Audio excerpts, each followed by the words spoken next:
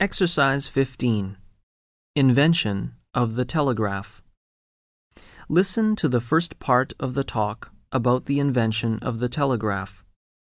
As you listen, circle the correct letter for questions 1 to 3, and then fill in the missing information in the notes for questions 4 to 14.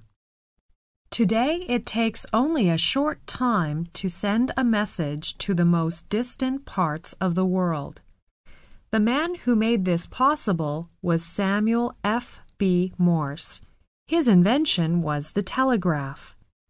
Morse was not only a great inventor, he was also one of the best early American portrait painters. He gave up painting to give all his time to his invention. Then he set out to show how useful it was. After a long struggle, he succeeded. He lived long enough to see his telegraph span the United States and connect Europe with the United States. Samuel F.B. Morse was born in Massachusetts in 1791. When he was 14, he entered Yale College. He was a very good student in electricity, but he was more interested in painting and drawing. He wanted to be an artist. He was a successful painter and won several medals and prizes. On one trip to the United States, he had an interesting idea. Later, this idea developed into his famous invention. Some of the other people on the boat were talking about the speed with which electricity can travel over a wire.